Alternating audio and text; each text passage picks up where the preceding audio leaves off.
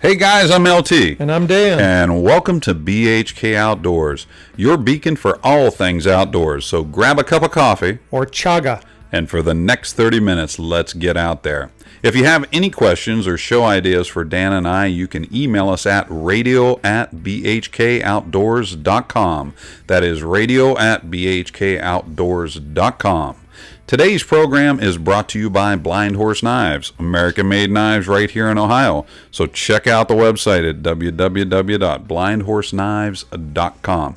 Guys, we got a great friend and a wonderful guest for you today. His name is Tom Laskowski. He is the director of the Midwest Native Skills Institute. You can check his website out at www.survivalschool.com. That is www.survivalschool.com. Well, welcome, Tom. Good to have you here.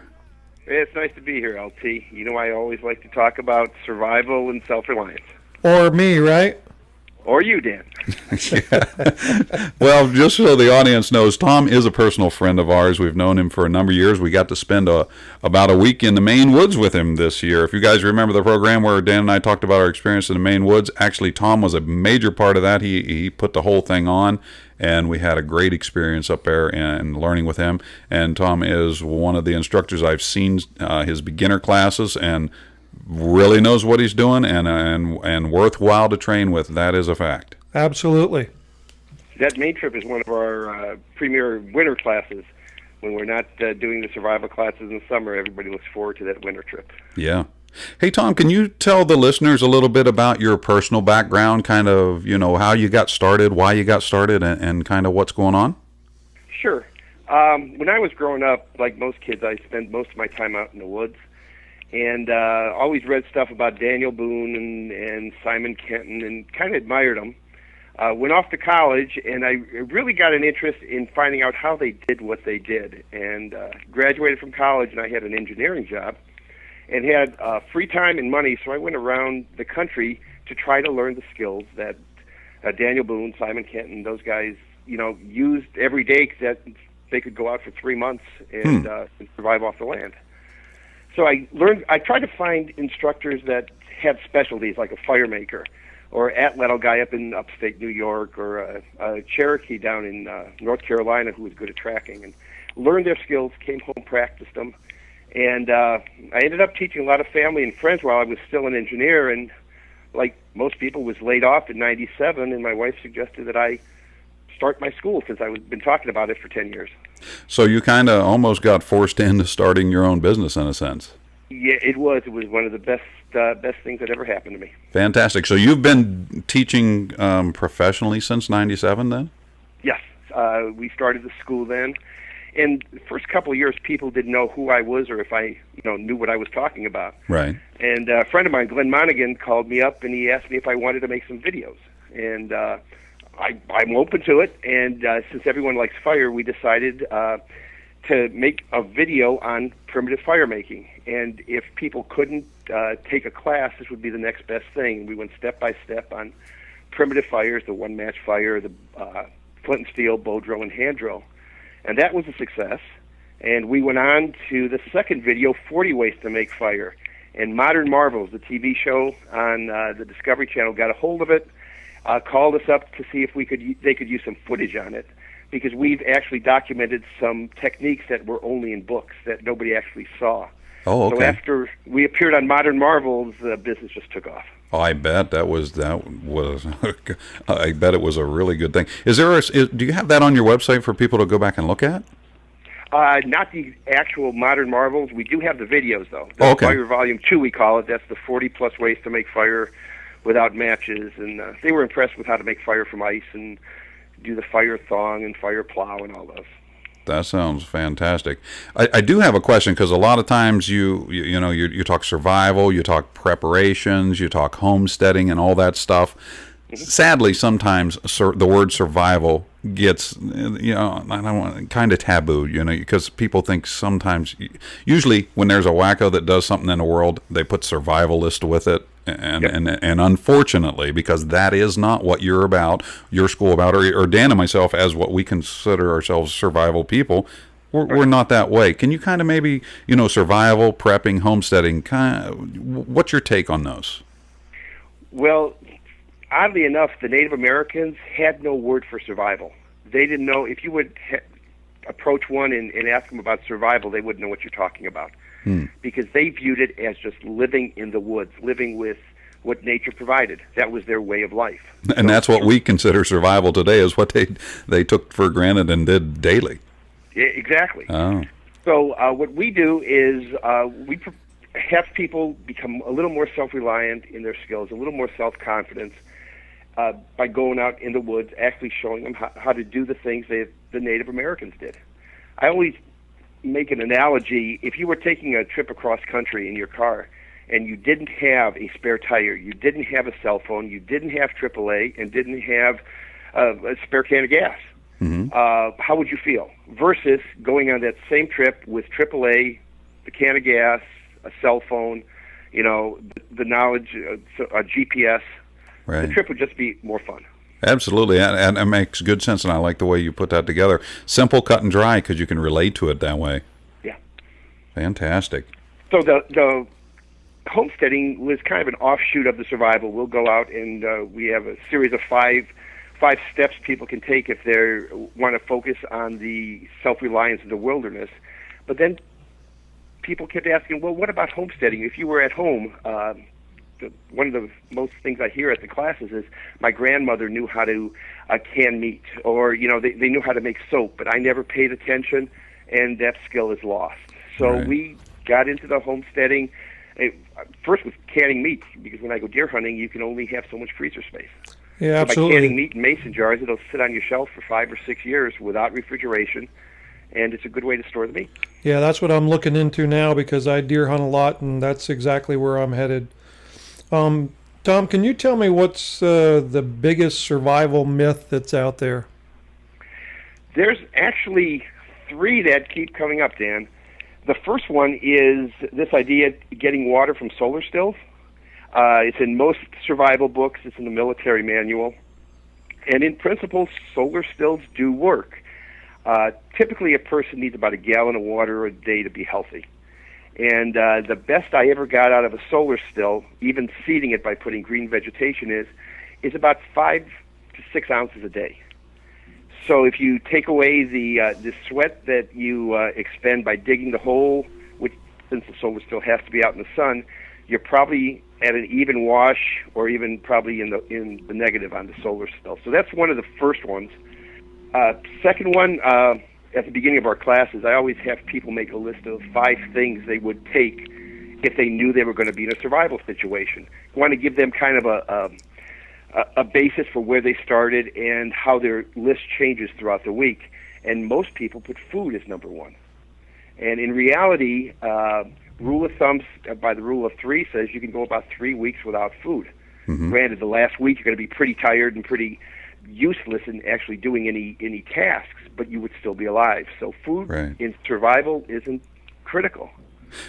Well, now that you brought up the rules of 3s, can you just kind of run through those? Sure. You can live 3 minutes without air. You can live approximately 3 hours without shelter under the right conditions. Hypothermia is the number 1 killer in the woods, and if you happen to be wearing cotton clothes, which dry they're fine, but if they get wet by a light rain or by your own perspiration, they'll take away your body heat 25 times faster than when they were dry. So under the right conditions, shelter, you can live about 3 hours. You can live 3 days without water, about 3 weeks without food, and about 3 months without hope. And by that I mean if you're on a desert island and you're stranded there for 3 months, after that time period, you might be getting a little depressed. Well, that is quite interesting. Thanks for putting it out there, because I think that's something that people do need to know. I've known about the rule of 3s for a long time, and again, that's one of those things, if you just kind of memorize it, it really does put you in a good place. That in itself, just having that knowledge, is skill number 1 when you are in a situation where you need those things. Don't you agree? Well, you can prioritize what you need to do. Right. And the natives, they called it a sacred order. The first thing that they always did was shelter. And right after that, fire. After that was water. And then last was food. So those are your sacred order based on the rules of 3. Yeah, and they probably would have teamed up on that. You know, somebody would have been gathering water, somebody would have been building the shelter, that kind of thing. Well, in learning the survival skills, that's one thing we stress. It's not only learning the survival skills, we also teach awareness in our classes. Situational awareness, what's around you, but also when you're going out looking for, say, some tinder for your fire, you also have an eye out looking for game trails where you can set some snares later on. You're looking for tinder for your fire. You're looking for building materials. You're looking for water sources. So you're multitasking while your main focus might be tinder, but you're multitasking to get everything you need to stay in the situation. Great advice. Tom, why should an average person even take a survival class? Because let's face it, you know, the odds of a guy potentially getting lost in the woods may be slim. What would the advantage of just taking a survival class? What do you think it enhances for him? The actual number one thing, LT, is it's just fun knowing these skills. It's a lot of fun. It's something you can do if you have children, because I had fathers teach their daughters, fathers teach their sons, mothers teach their sons. So it's fun to pass on this information. And if you ever do get into a situation, you have the skills, but it also teaches you to be resourceful, because you're never going to be in exactly the same situation twice. So you can learn how to build a shelter, but if you do get stranded, things will be a little different. So you have to be a little bit innovative. You have to learn how to adapt. You have to learn to, you know, you might not have exactly the type of rock you need, but something is similar. One of my students, he called me, he said he was in the plumbing department of Lowe's and looking for some pipe and things, and he passed by pipe caps. And the first thing that popped into his mind is, that would make a great handhold for a bow drill. So it's making you look at things a little different, not just a pipe cap, but what else can it be used for? Right, and I think you're right about the fun factor. I mean, the years that I've been involved in doing just outdoor stuff, my goodness, getting out there and flint and steel fire and bow drill fire, oh my gosh, that just, the fun factor is there. And you want to keep a kid busy, you take them out in the woods and you put one of those things in their hands, and buddy, they're going to forget about video games for hours and hours. Oh, yeah. That's one reason I really enjoy teaching the classes, and you mentioned fire. It seems like everyone likes fire, no matter what their age. And the look on a person's face, whether they're 13-year-olds or we had a 77-year-old guy in one of our classes, when they got a bow drill fire, they just beam. You know, they could be a CEO of a company, or they could be anything in between. And they're just, it just does something to you. Oh, it does, and I think getting the kids started early is an important thing. I watch all my grandkids, and some of them can already start fires at a very young age, and it's pretty cool to watch them take up these skills. I enjoy when somebody, you know, like a grandfather took a class, because this one 77-year-old that took the class, he took it for the sole purpose of teaching the skills to his grandkids. So now they'll go through life, and they'll always remember, well, Grandpa taught me how to do flint and steel, or Grandpa taught me how to make a snare trap. And even though I enjoy having a lot of people in my classes, I think that's great. If the young people can learn from their grandfather or their father, that's the way it should be. Fantastic. Hey, Tom, we're going to take a quick commercial break. We'll be right back with you in a few minutes. Folks, we're talking to Tom Laskowski from Midwest Native Skills, and we'll be right back after this commercial break. Hey guys, I'm LT. And I'm Dan. And we're with Blind Horse Knives. You can check our knives out at www.blindhorseknives.com.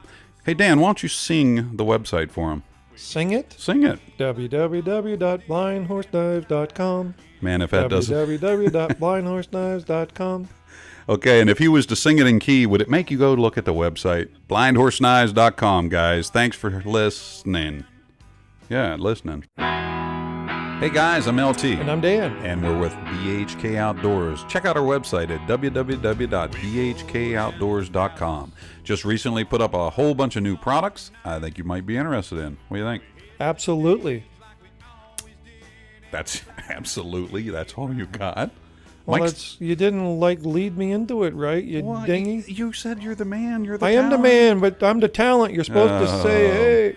BHKOutdoors.com. Hey guys, we're here with Tom Laskowski from the Midwest Native Skills Institute. We're talking about survival classes, just general outdoor skills, some homesteading, and where we left off with some of the questions. I think, Dan, you got one you've been dying to ask him here. Yeah, this is 2012, and all across the country on the TV shows that are coming out lately, there's a whole lot of emphasis on the world coming to an end kind of thing. And I know that's something that survival people don't believe is really going to happen, but the collapse of the whole system very well could happen. So what is your take on these things? The short answer is, Dan, no, I don't think that the world's coming to an end. In the next 2 years, things might get rough with if gas prices spike up. That means food prices spike up and everything else. So there could be some hard times, but I found it fascinating, all these prophecies from the Mayans and the I Ching from China and the Hopi. They all have the same take on it. So I did some research because I get this question quite a bit. And I find it interesting that most of the prophecies say there'll be unrest in the Middle East and very unusual, crazy weather would be happening. And it seems like a lot of those things are falling into place, which could be a coincidence. But the way I look at it, it never hurts to be prepared. I don't think anything's going to happen, but I could be wrong, and it could. Mm-hmm. So why not be prepared and have fun in the meantime? Well, that's my take on it too, Tom. I'd like to be prepared a little bit more than I am now. That's why I'm interested in learning all these techniques and things. And I've been doing a whole lot of things around the house to prepare a little bit better.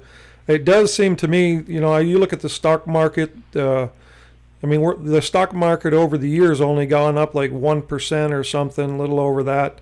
I mean, that's pretty scary to think that all these people could lose all their money and things like that start happening. It won't take much to cause a panic. Well, in 1929, when the stock market crashed, everyone knew how to take care of themselves. They had wells in their houses. They knew they canned food. They made their own soap. They were more self-reliant. These days, we're very reliant on the system. People think if we lose power, that's one aspect, but the pumping stations that pump the water to you, unless you live right on a lake or on a pond, you need those pumps to pressurize the lines to get water to you. So you might not have water. You might not have natural gas. Well, yeah, I just saw a show on TV where it was talking about just a water main breakage in New York City, how many millions of gallons of water that goes down. They could lose a lot of their infrastructure. And, I look at that as being a number one thing in my book is the infrastructure, which would be all the old piping that's in the ground. Those pipes and things were put in the ground back 50 years ago. I mean, these things are going to fail. And people don't realize that, but they're all going to fail about the same time because they were built in our heyday. So it's not going to take much for a disaster to happen. The one thing I think we have to worry about is panic, because you're going to have all these people in population centers. If something happens, they know they have to do something, and they don't know what to do. It's like being lost in the woods. And then you have to ask yourself, what would you do if your family was starving? Most people would do almost anything. Right. That goes for everyone. And, they'll go around asking you politely for food if they know you have it. And if their children are starving, if you say no, they might go to the next step. So that's the only danger I see. Like I said, I don't think it's going to happen, but it could. Yeah, then you have the situation of the haves and the have-nots, and what will they do to get, and so on and so forth. Yep. You're absolutely right. Hey, I wanted to change gears just for a little bit because I wanted to touch on something that I know that you are well known for, is bow drill fires. I know that's one of your fortes. Matter of fact, I believe that even is your logo is a bow drill fire. Yep. So can you kind of talk to the folks a little bit, for those who have no idea of what a bow drill fire is, just start from the beginning on that? Sure. The trappers and the mountain men always use flint and steel to make fires. That's where you need a piece of high carbon steel and a piece of flint. But in order to get that process to work, you need charred cotton. They call it char cloth. And to make that char cloth, you need a fire. So you need some other way to make a fire to use the easier ways of the flint and steel fires. So you can either wait around for a lightning strike and use that fire to do that, or you can rub two sticks together. And there's a variety of ways to rub sticks together. One of the biggest, we talked about misconceptions before. One misconception is that primitive fire making makes a flame directly, and no primitive method makes a flame. It always makes a red-hot coal, like at the end of a cigarette. And then you put that into a tinder bundle, which is fluffy, dry material that you blow on, and that bursts into flames, and you use that as you would a match to light your fire. So the rubbing the sticks together, there's a variety of ways, but one of the widely used ones was the bow drill, because you're using a bow and you're using mechanical advantage, so you can use your entire arm to spin one piece of wood into another, which creates two things: wood dust and heat.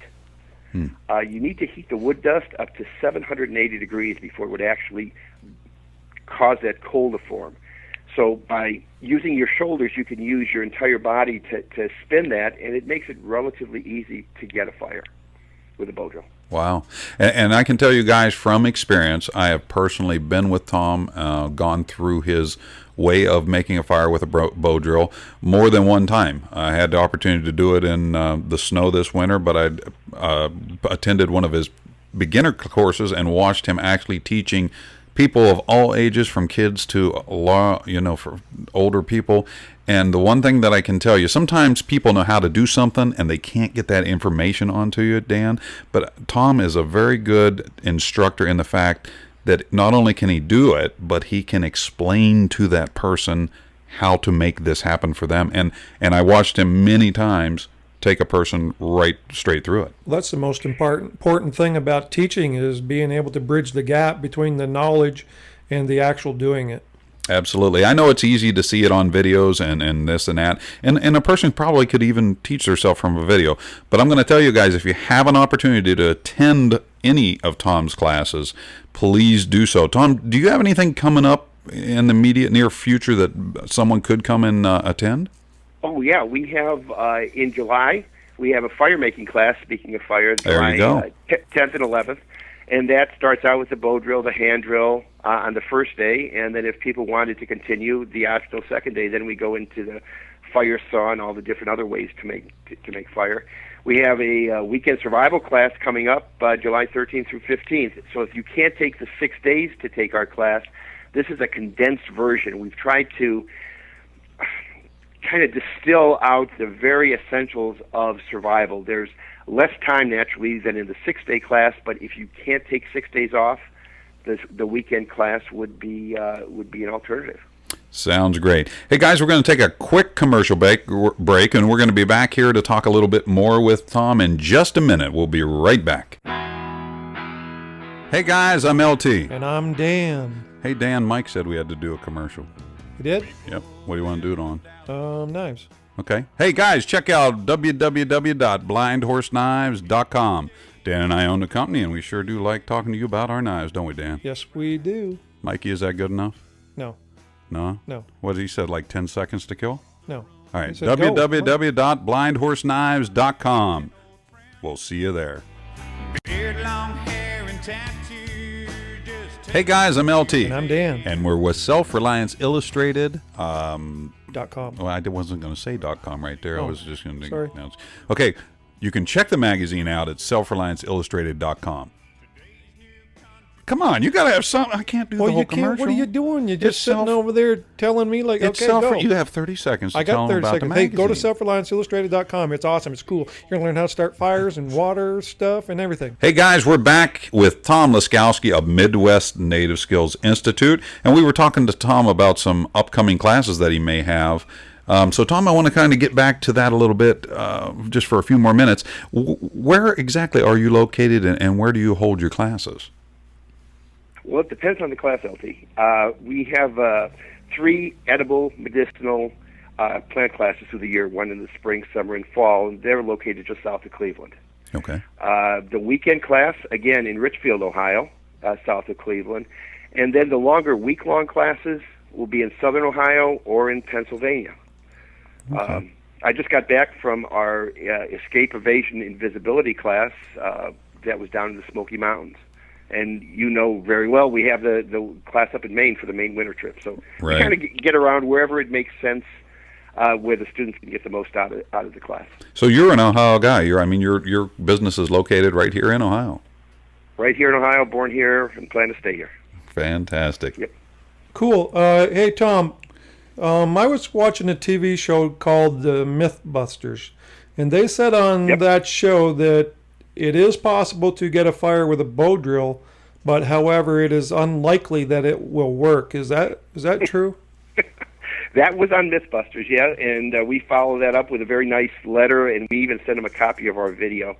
It's the little tricks on the bow drill that make it happen. It's how locking your wrist into your shin. It's putting your shoulder over the spindle so as you're spinning it, rather than using your bicep power and triceps to push down on it, all you do is lean forward slightly and you're putting your body weight on that spindle and giving you enough downward pressure. So it's the little things they didn't do on the show that led to that conclusion.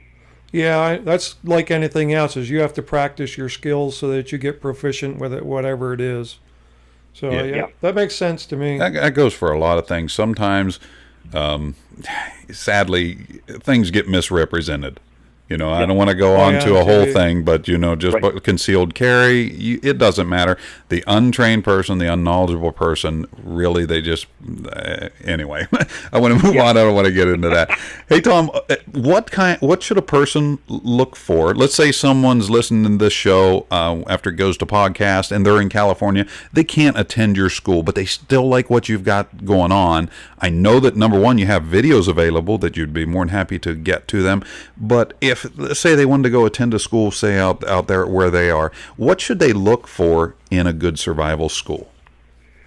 Well, unfortunately, I've heard numerous instances where somebody will take 2 or 3 classes, survival classes, and then they'll pay to have a website put up, which is an attractive website, and offer classes. Mm-hmm.